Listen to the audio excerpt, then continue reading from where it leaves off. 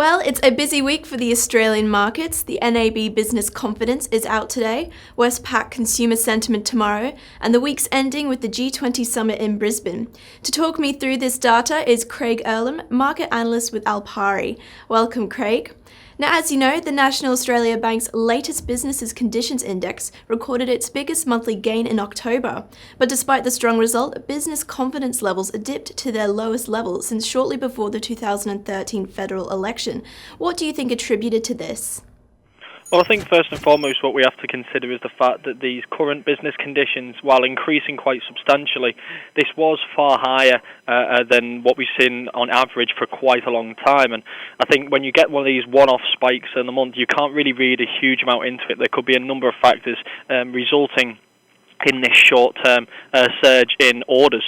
So I think when you're looking at something like current business conditions that have come in so much higher, I think we can't ignore the business confidence, which actually fell below business conditions for quite a while. And I think the fact that these companies, despite such a strong month, are not optimistic, I think this is the thing which we really have to stick to. That is, of course, unless we see a few more months of strong current business conditions figures.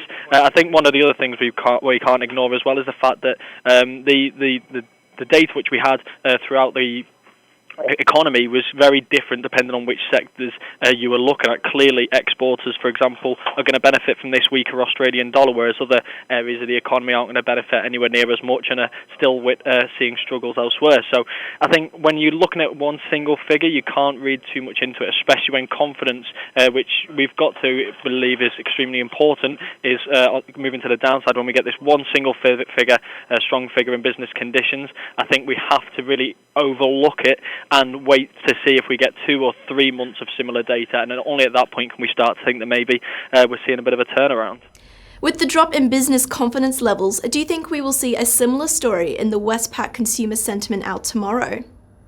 Yeah, absolutely. I think that's entirely possible. But again, we've got to think about is this going to be a sustainable improvement in the consumer confidence, or are we going to be looking at a longer term, or is this just going to be a one-off reading like we've got the potential for this figure to be earlier on this morning? And I think one thing we've got to notice with these consumer confidence readings as well is that they tend to be quite volatile. So you can get a strong reading one month and a weak reading the next, and then back to strong again. So you can't really, you almost can't pay too much attention to the individual figures. What we've got to look at again with this, when you've got such volatile readings, is the overall average. Say you've got to span it over 6 months, see what the average over that 6-month period was, and that gives you a better idea of whether consumer confidence is actually picking up or whether you just had one good month. Clearly, we've just, given the fact that current conditions in the reading we were just speaking about has improved for this month, then maybe we could get that 1 month surge in the consumer sentiment reading. But again, we can't really cling to these individual readings too much. The average from them all is far more important.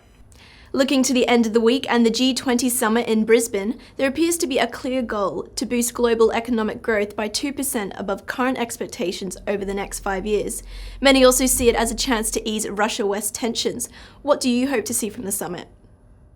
Well, if I'm perfectly honest, I've become quite a pessimist when it comes to these summits because they seem to come around quite frequently now compared to what we used to see, and very little tends to actually come from each meeting. You tend to see these little statements that come out of them, and they're showing lots of optimism. But in terms of a concrete solution to anything, there rarely seems to be anything to it. And with respect to these Russia and West tensions, yes, these tensions are potentially going to be eased, given that we've got Russia speaking with the Ukraine, potential oil supplies being opened up to the Ukraine again, potentially even at a discount rate.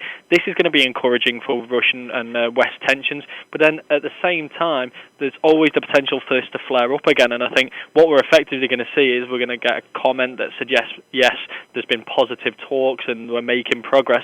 But in terms of any concrete major change in relations or any, for example, a dropping of sanctions, I think that's just a bit too far-fetched at this stage, and I still think we're quite a way from this.